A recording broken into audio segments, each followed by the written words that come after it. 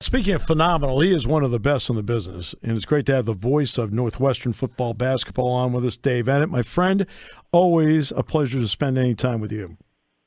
Steve, same here. Great to be with you. We haven't seen you in football, seems like forever. So 5 years. Yeah, it's been even longer since we've been out there. So looking forward to it. Very much so. The Ireland trip. I'll start by assuming that you personally went, right? Yes. Okay, yes, good. I did. Right. So Jack and I can relate to, the experience of being there. It may have been a different stadium, but the experience. What was the experience like? And then what did you see on that day that you would hope to see carry forward? Well, let's see. First of all, the experience was wonderful. The trip was great. We left Chicago I traveled with the team, and we left on Tuesday afternoon from O'Hare, got in like 5 o'clock on Wednesday morning, and went to the hotel, and then they took the team over to the stadium for just kind of a light workout. Not even sure they broke a sweat, really, and then practiced again on Thursday. But one of the things that Fitz had wanted was to make sure they had a bye the following week. So after the game on Saturday evening in Ireland, they had Sunday free. Sunday was a free day, and I think a lot of the players had family there. A lot of the parents came over, so they had Sunday to really go out and explore Dublin, and I think seemed like most people took full advantage. I know I did, and it's one of those trips where just everything went smoothly, and obviously winning the game, I'm sure, helped them enjoy Sunday a lot more. As far as the game, as far as what we saw, I think probably first and foremost the defense shut Nebraska down, especially after mid part of the third quarter on, and took the ball away. And Northwestern only had one turnover in that game, and they've had 9 in the 3 games since. So I think if I were to pick one thing that they need to get back to, it would be ball security. Evan Hull, and I've described him on the show as a football player. And I mean that with the highest compliment. Leading rusher, leading receiving, kickoff return guy.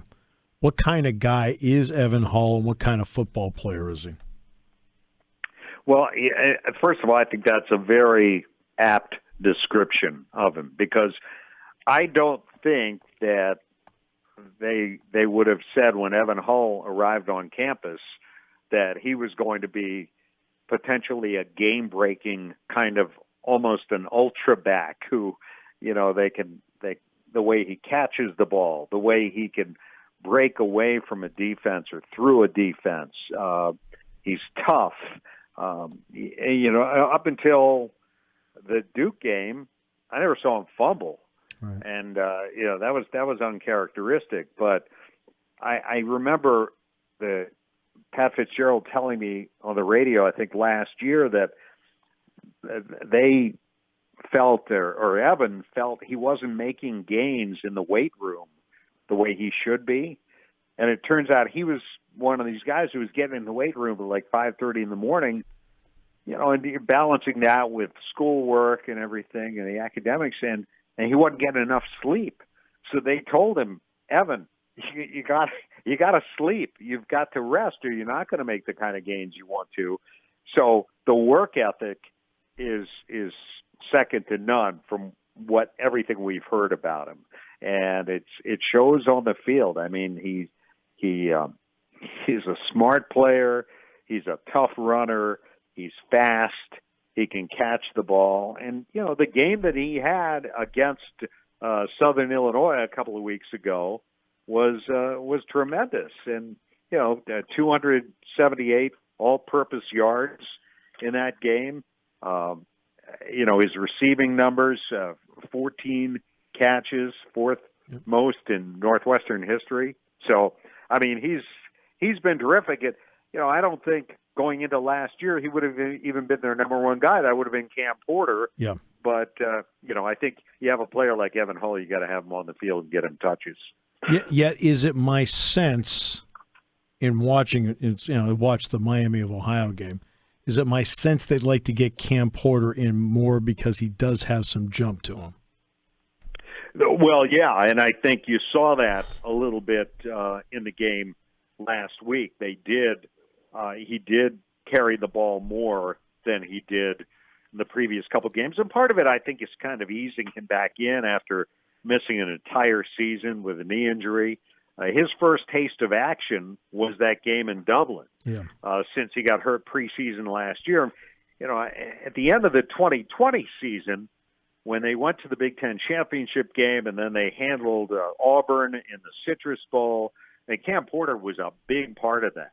And losing him before last season was a big blow to them. And I can't imagine where they would have been if Evan Hull hadn't stepped up and run for 1,000 yards and been as valuable in many ways to them as he was. Ryan Hollinski transfers in. We know quarterback's been an interesting spot. Peyton Ramsey helped solve a lot of things when he was there. What have you thought about the play of Ryan Hollinski to this point? Well, I think it's been better than what we saw last year from any of their guys. I mean, they had some consistency late in the year from Andrew Marty, but he's no longer in the picture, and he's moved on. And I think that between Hunter Johnson and Ryan Hollinski, it was a really unstable, inconsistent position last year. And part of it was Hollinski came in late. I mean, he came in, spring ball had already started when he transferred, and so he was kind of behind the eight ball from day one, Steve. And I think it took him a little while to really grasp the offense, to grasp the system. And I think he came in with a different kind of resolve this year, and a different kind of body, by the way. He dropped some weight. He really kind of changed his body. He's a guy who I think it carries himself now with sort of that look of a starting quarterback. He's got a little bit of a swagger, but at the same time, he's not a finished product. And so I think you look at him and you look at the turnovers that the Wildcats have had, and you look at him going interception free in the game in Dublin. Yeah. But then, 3 of them the last couple of games and a fumble there. And so, I think it's still kind of coming along, but I do think that he's, for the most part, I think his performance has been better than what we had seen last year from the guys who played that position, including himself. Malik Washington, Donnie Navarro, the transfer from Illinois, previously at New Mexico or New Mexico State, something like that. But then there's a tight end, Thomas Gordon, who was, and when I watched the video, I'm seeing 87 more and more. What are your thoughts on him to go with the wideouts? Well, he's, he's been kind of a revelation for them. And, it's funny, he's made some catches, Steve. And part of it is Charlie Mangieri, who was the returning starter at tight end, kind of banged up to start the year, and he's been sidelined and dealing with some stuff. So it's been pretty much Gordon and Marshall Lang. And Thomas has made some catches that make you go, whoa. I mean, one-handed catches. He specializes in that.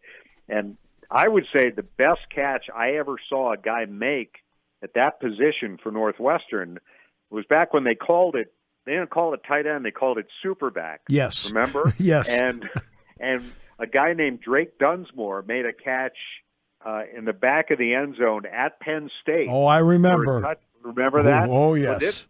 I think Gordon has made catches that the closest thing I've seen from a tight end at Northwestern since then. And, he's a big target, and he's got soft hands, and I think there's some confidence there when Hollinski's throwing to him that I think you can kind of see. I think those other receivers, Malik Washington has been terrific Malik Washington, it's almost the second option in the passing game with Evan Hull having such a good year catching the ball.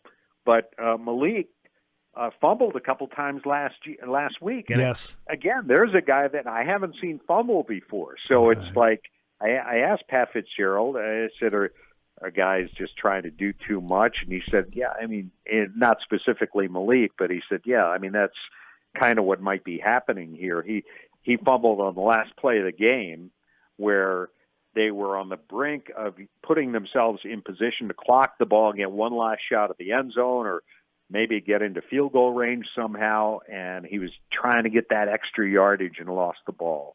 And, you know, it's not the kind of thing he does. I think Donnie Navarro has been, I think, pretty good, and he's a guy who transferred. He's from the area, played at Illinois. He's returning punts for Northwestern. Yep. This guy made a terrific catch at the back of the end zone for a touchdown in the Nebraska game. And so I think they lost a guy, Stephon Robinson Jr., who came in last year, played 1 year as a transfer from Kansas, who was a deep threat for them. They could get the ball downfield to him, and they needed somebody, another option on the outside, and he's kind of provided that. And then Bryce Kurtz, another guy who was hurt much of last year, who's back now too, who made a terrific catch against Miami the other day. So, you know, I mean, they got some guys who can get out and get the ball, and Hollinski can get the ball to them, but just needs to do it. I think they need to click a little more consistently in that area. I know it's been 5 years since the two teams have played, but the number of times that Jack Ham and I, Dave, have referenced the Northwestern defense during their Western Division championship seasons.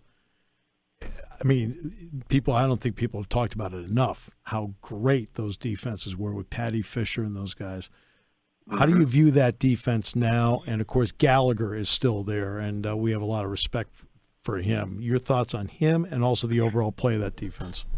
Well, you know, this is the younger brother Gallagher. Yep. Bryce Gallagher is playing now. Blake, of course, played alongside Patty and Yep. Chris Bergen, who was the nation's leading tackler a year ago. So those three guys, they call them the Irish law firm, the way they referred to themselves. Right. And they were terrific. And, you know, now kind of, I guess you would look at Bryce as kind of at least the legacy part of that. Right, yeah. And he's doing a great job for them, playing middle linebacker. The guy playing the will linebacker spot, Xander Mueller, is another guy with a lot of talent. He's got a couple of interceptions already, including the one that put the game away against Nebraska. And, you know, so I think their linebacking core, I think, is playing okay. They've had some injuries in the secondary, and that, I think, has hurt them. I mean, Cam Mitchell, very solid at one corner, probably a guy who will play on Sundays. Their other corner, A.J. Hampton, got hurt in the opener, and we haven't seen him since then. Playing a young guy there now, and Theron Johnson seeing his first extended playing time. Coco Azuma, who I think is one of the better safeties in the conference, has been in and out. He's kind of a guy who provides the juice for that defense.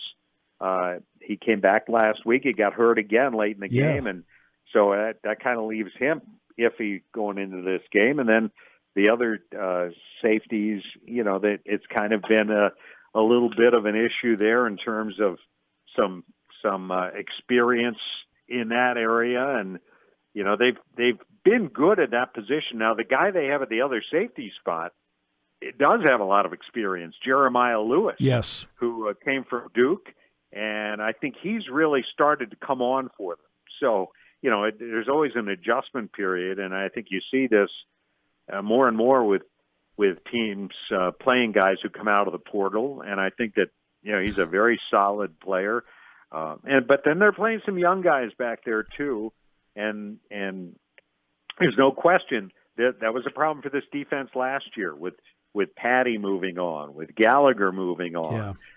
You know they had a lot of guys to replace, and Greg Newsome, of course, another guy who's playing on Sundays now.